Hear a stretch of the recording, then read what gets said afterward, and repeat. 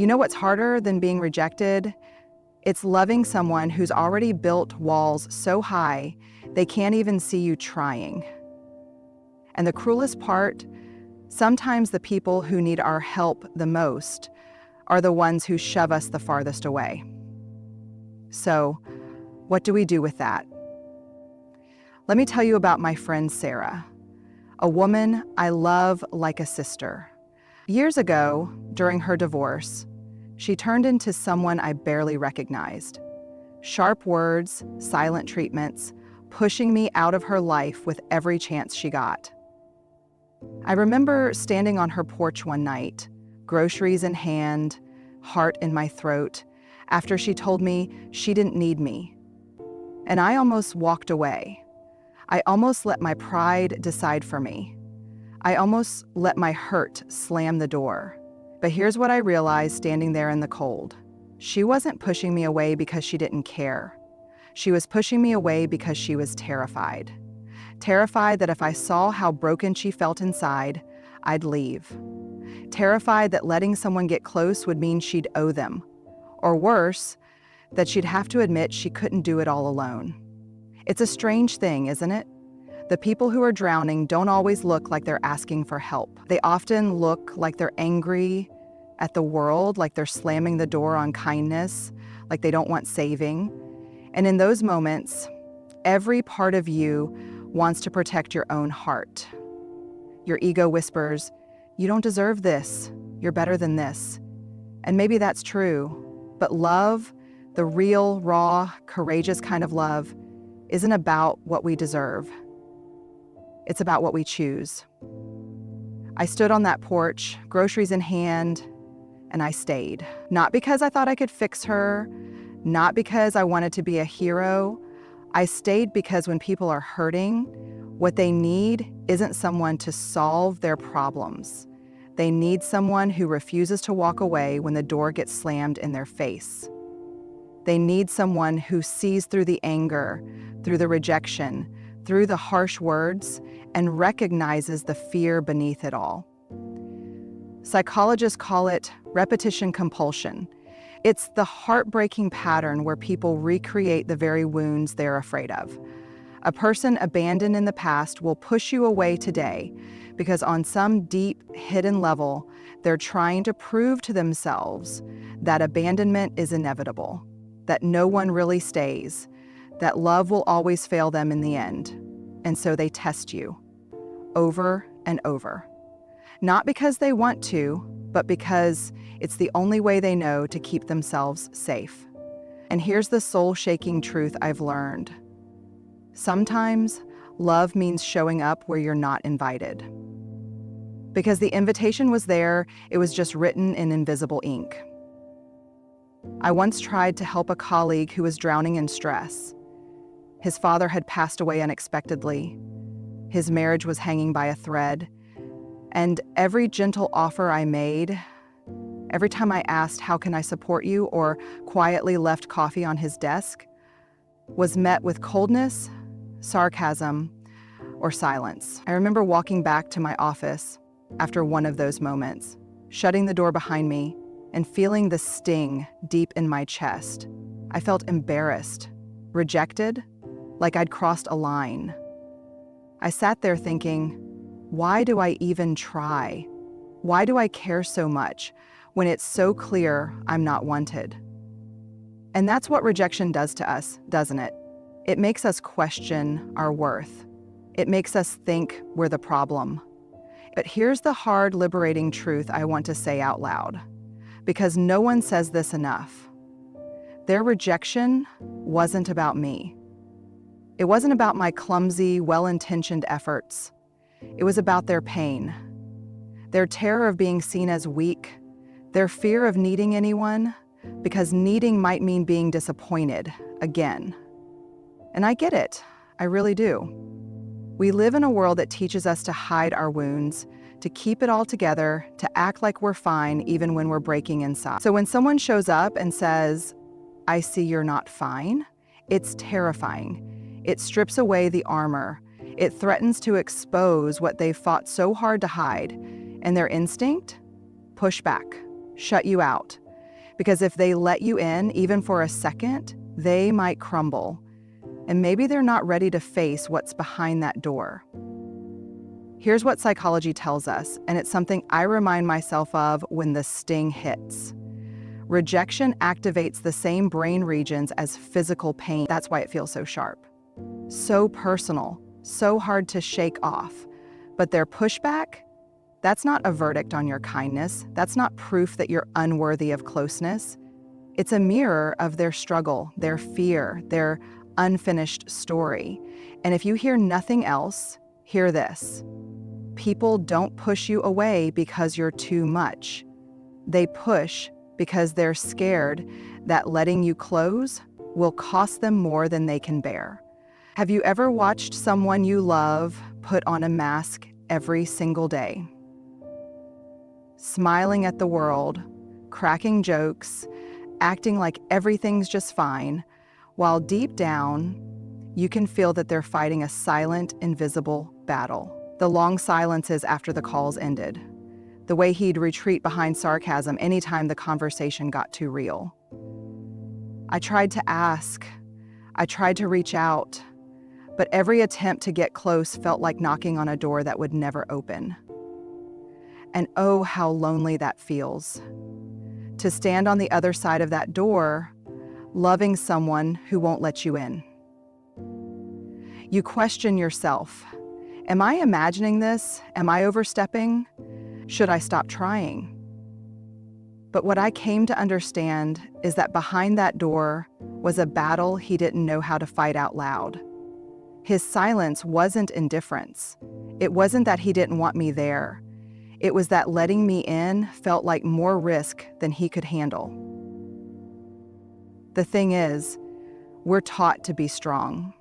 We're taught to carry our pain quietly, to deal with it alone, to never burden anyone else with our darkness. And so people we love go to war with their own hearts in secret. They armor up because they think that's the only way to survive. But the truth? That armor keeps out the very connection they so desperately need. Psychology calls this the shame isolation spiral. The more we feel ashamed of our struggles, the more we isolate. And the more we isolate, the deeper the shame grows. It's a trap, and it's heartbreaking to witness. And as someone who cares, you're left with this ache in your chest, knowing they're hurting, knowing they need you, but also knowing they can't or won't say it. So what do? You stay. You stay quietly. You don't push through the door. You sit beside it. You let them know in 100 small ways that you're there, that you're not going anywhere, that when they're ready, when the battle gets too heavy to fight alone, you'll still be there, hand outstretched. Because here's the soul deep truth I learned. When someone you love goes silent, that's when your presence matters most. Not your fixing, not your words, just you, just the quiet, steady reminder that they are not alone. There was a time in my life when I believed helping meant saving. That if I just loved someone hard enough, if I just showed up enough, if I just carried enough of their load, I could pull them out of whatever darkness they were in. I could be the one who made it better. And so I overextended. I said yes when I was exhausted. I answered the 2 a.m. calls even when I had nothing left to give. I took on their responsibilities, their pain, their chaos, because I thought that's what love demanded of me. And do you know where I ended up? Empty. Burned out. Resentful. Feeling invisible in a relationship where I had tried so hard to matter. It's one of the hardest, most gut-wrenching lessons I've learned. You can't want healing for someone more than they want it for themselves. You can't carry someone up a mountain they refuse to climb. And when you try, you lose pieces of yourself along the way. You cross that invisible line between helping and enabling, and you don't even realize it until you're standing in the wreckage. So When I think about some of the things that even this phase I'm starting to unpack, the truth is there's a difference between holding space for someone and holding their life together for them. Helping is standing beside them, encouraging them, loving them while they do their hard work. Enabling is stepping in, doing the hard work for them, trying to control what is never ours to control. And here's what makes it so painful. We cross that line with the best of intentions. We cross it because we care so much, because we want so badly for them to be okay. But psychology tells us, and we see it play out in real life every day, that enabling doesn't heal people. It shields them from the consequences that might actually motivate change. It keeps them stuck because it allows them to hand off responsibility for their lives to someone else. And so the work for us, the heartbreaking, courageous work, is learning to love someone without losing ourselves, to set boundaries that protect our spirit without abandoning our compassion, to say, I will walk with you, but I won't walk for you. I will hold your hand, but I can't carry your choices. Because here's the deep truth I had to face. You can't walk someone else's path for them, but you can sit beside them, quietly and steadfastly, as they find their way. And that, in the end, is the greatest act of love. I wish I could tell you that helping people who push you away gets easier, that once you understand it's about their fear, their shame, their silent battles, it stops hurting. But that wouldn't be honest. The truth is, it still stings every time, because we're human. And when we offer our heart, when we show up with kindness or presence or love, and it's met with rejection or coldness, something in us flinches. We want to close off. We want to build our own walls. We want to say, fine, if you don't want me, I'm done trying. I felt that so many times.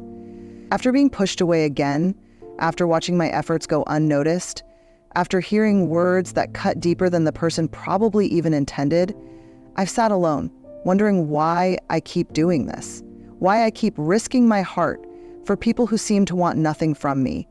And I've realized something. Every time I ask myself that question, I already know the answer. Because connection matters more than our fear. Because love, real love, isn't conditional. It isn't given only when it's easy or safe or guaranteed to be received the way we hope. It's given because we choose it. We choose to keep our hearts open, even when the world gives us every reason to shut down. Psychology tells us that rejection doesn't just hurt, it teaches. It trains us, little by little, to pull back, to risk less, to protect ourselves from the pain. And that's natural, that's survival. But courage asks something different. Courage asks us to stay soft when we want to harden, to offer kindness when bitterness would be easier, to believe over and over that our love is worth giving, even if it's not seen, not accepted, not returned. I'm not saying be foolish. I'm not saying let yourself be used or hurt over and over. Boundaries matter.